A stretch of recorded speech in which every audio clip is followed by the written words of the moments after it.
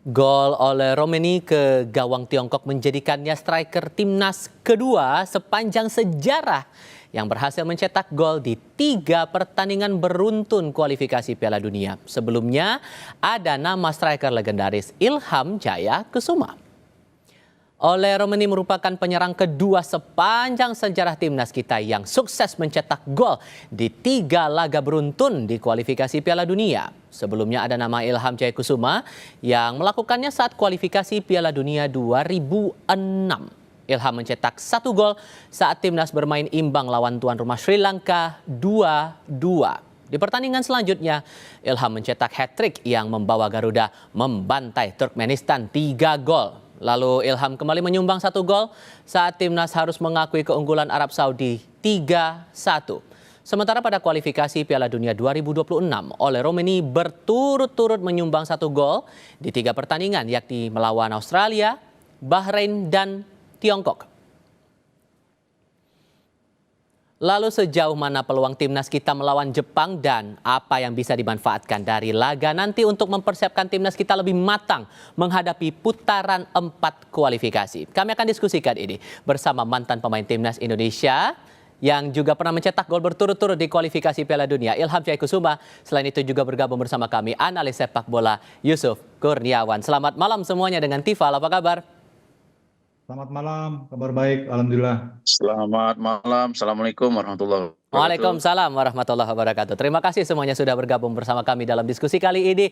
Sudah sesuai ekspektasi nggak nih Bung Ilham? Kita lolos kualifikasi untuk putaran ketiga, melenggang ke putaran keempat. Sudahkah ini sesuai ekspektasi Anda atau justru ada pandangan lain di sini? Ya, yang pertama sih saya ucapkan selamat atas prestasi yang sangat membanggakan ini. Terutama bagi bangsa Indonesia, khususnya saya sebagai mantan pemain sudah mencapai titik tertinggi ronde keempat ya, walaupun memang nanti kita harus bekerja keras lagi.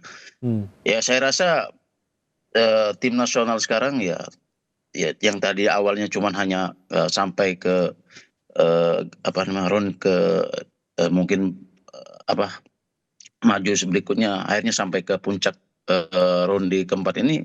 Kenapa tidak ya, apalagi Ketua Umum kita Pak Erick Thohir sudah memberikan yang terbaik ya bagi pemain-pemain, ya saya bilang ini ya saya akuin ini yang terbaik lah, terbaik. Ditambah lagi ada catatan, ditambah lagi ada catatan sejarah baru nih. Sosok Ole Romeni ini posisinya sama dengan Anda. Jadi striker timnas yang berhasil mencetak gol 3 pertandingan beruntun. Anda melihat sosok Ole dengan performanya sepanjang pertandingan 3 laga belakangan ini gimana ngelihatnya? Iya, saya rasa kita harus punya striker seperti Ole ya, khususnya. Walaupun memang dulu mantan-mantan striker kita banyak. Tapi untuk saat ini Ole sangat diperlukan karena bagaimanapun juga seorang striker apapun itu dari penalti atau dari play on atau apa yang lain, dia punya kerja cetak gol. Itu yang kita harus punya sekarang karena apapun yang terjadi banyak peluang, striker 3 ada 3 peluang tapi dia cetak 1 gol, ya itu tugas striker. Itu yang diperlukan timnas sekarang. Sampai akhirnya saya rasa ideal oleh ini bagi timnas striker. Oke. Kalau di mata Anda Bung Yuke, secara umum sebelum kita spesifik bicarain Jepang, ini sudah sesuai dengan ekspektasi Anda? Iya, ekspektasi yang memang semua inginkan ya, bahwa kita sampai ke ronde keempat dan ini realistis, sejurus dengan apa yang sudah kita tampilkan. Menyambung tadi yang apa dikatakan living legend kita, Coach Ilham ya, tepat sekali. Memang sosok Ole inilah sebetulnya yang kita butuhkan sejak lama ya. Kepingan puzzle yang akhirnya kita dapatkan karena di era sebelumnya kan memang kita selalu kesulitan di sektor depan ya. Dan sekarang kehadiran Ole sedikit memberikan harapan besar ya, walaupun kalau dari jumlah produktivitas kita sebetulnya masih bisa lebih karena banyak peluang yang harusnya bisa kita konversi jadi gol. Tapi dengan performa Ole paling tidak kita sudah sedikit mengobati lah kekurangan kita di sektor depan dengan 3 gol yang dia cetak dalam 3 laga beruntun. Itu bukti bahwa kebutuhan kita sudah mulai terpenuhi ya di sektor depan ya. Tinggal lebih klinis lagi aja untuk pemain-pemain yang lain. Dan saya kira ini hasil yang memang seperti tadi Coach Ilham katakan sesuai dengan ekspektasi karena memang tim ini kan disiapkan sejak lama ya sebetulnya ya, digadang-gadang oleh Pak Erik, disiapkan difasilitasi ya dengan kehadiran pemain-pemain diaspora kita. Itu kan memang visinya memang kita lolos ke ronde keempat. Syukur-syukur kalau kita nanti bisa ke Piala Dunia ya. Oke, nah Amin. kita bicara spesifik untuk pertandingan tanggal 10 Juni melawan Jepang. Dengan kita pernah punya catatan di 15 November lalu kita ditaklukkan Jepang 4 gol saat itu. Tapi di sisi lain kita berharap bisa all out dalam pertandingan tanggal 10 Juni nanti, Bung Yuke. Ditambah lagi posisi kita juga sama-sama aman masing-masing. Kita lolos bisa melenggang ke putaran 4. Jepang bisa lolos langsung Piala Dunia. Dengan target ini apakah tidak berlebihan atau gimana Anda membaca itu? Iya, kalau saya bilang walaupun pertandingan nanti tidak menentukan ya untuk siapapun ya, baik untuk Indonesia maupun juga bagi Jepang, sama-sama sudah lolos. Jepang lolos langsung ke Piala Dunia, kita lolos ke ronde keempat. Tapi tetap pertandingan adalah pertandingan ya, dan kita harus selesaikan dengan sangat gagah.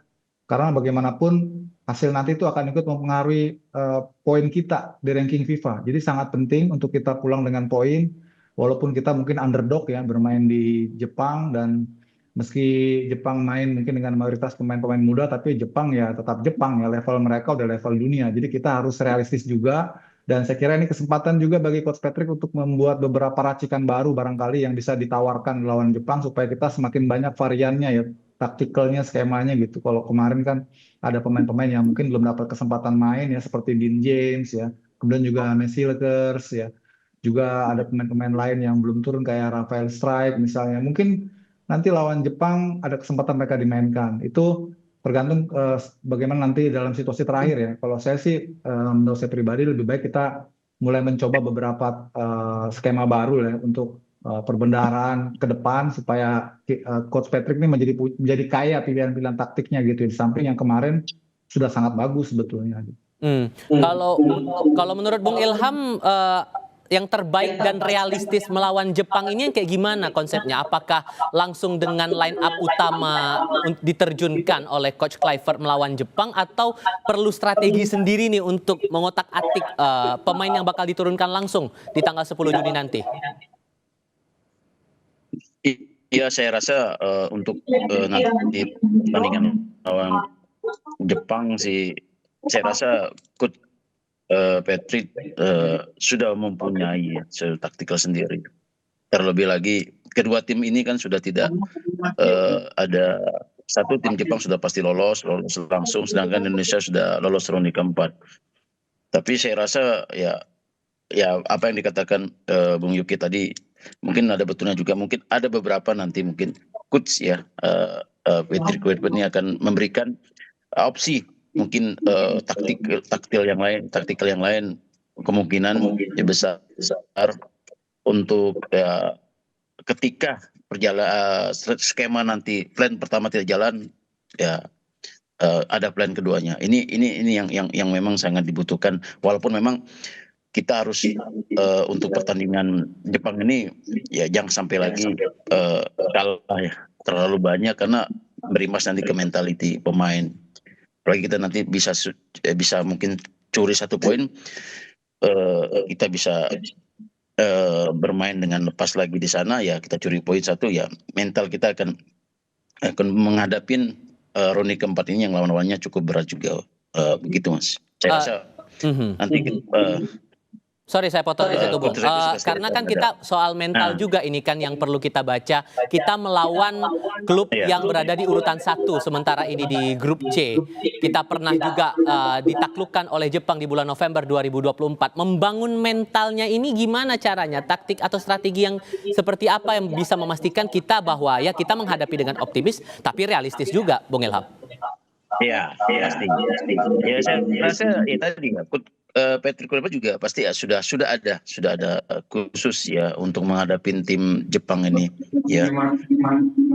Jadi ya apapun nanti hasilnya, yang pasti ya tadi bermain dengan Jepang kita jangan bermain menyerang ya. Saya rasa mungkin jaga kedalaman kita ya kan, tapi ya tadi butuh konsentrasi yang sangat eh, apa namanya, sangat sekali, maksudnya konsentrasi sekali karena Jepang ini tim 1 tim 2-nya mereka hampir sama, begitu. Oke, Anda sepakat juga soal itu Bung Yuka atau punya pandangan lain di sini? Iya, betul. Jepang ya tadi saya katakan di awal Jepang tetap Jepang. Jadi kita harus realistis, harus rasional juga. Memang kita pasti punya keinginan ya minimal 1 poin untuk bisa menjaga mentalitas kita, kepercayaan diri kita ke depan. Tapi di sisi lain juga kita harus konsentrasi, harus fokus, jangan berbuat kesalahan-kesalahan yang nggak perlu ya. Jepang ini kalau dikasih nafas sedikit, dikasih rongga sedikit, wah itu udah membuat kita sulit ya. Jadi kita harus kompak, harus solid ya, komunikasi harus bagus, terutama di kedalaman. Dan menurut saya defense counter menjadi pilihan taktik yang paling realistis untuk kita terapkan lawan Jepang ya. Lebih baik kita menunggu di middle gitu ya, ataupun saat kita kemarin ketika lawan Cina kan juga saat kita off the ball gitu, kita pakai formasi 5-4-1 gitu. Begitu pas kita possession kita langsung spread out ke depan, bermain lebih vertikal ya, memanfaatkan dua flank kita. Mungkin cara-cara itu yang bisa kita lakukan lawan Jepang gitu.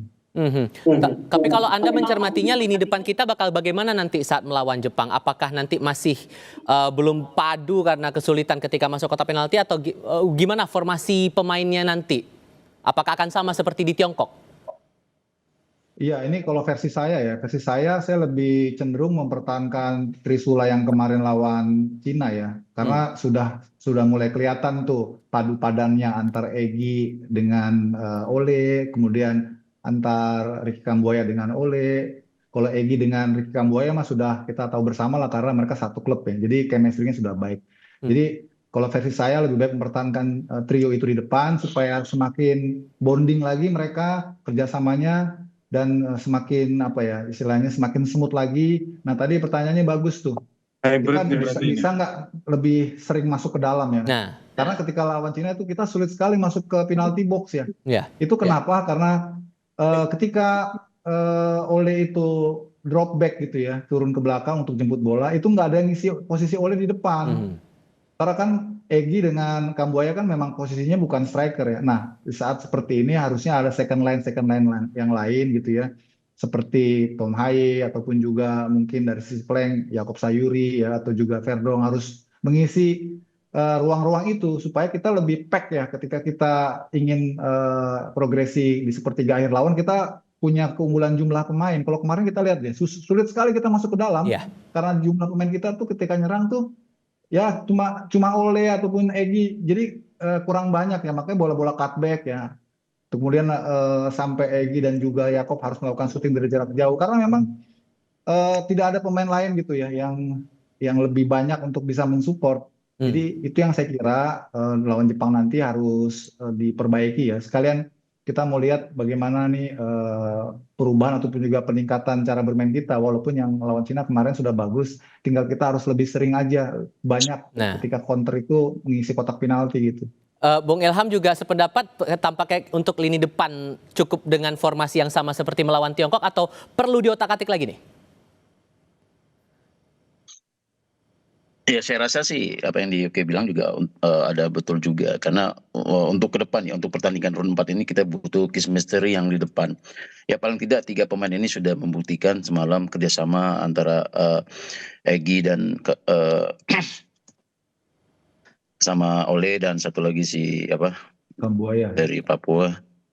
Kambuaya sudah terbukti kita di Dewa beberapa kali saya lihat penampilannya di Dewa berdua nih gelandang serang dan sayap jalan semuanya. Ya terakhir kita lihat dia bermain tiki taka sama Ole.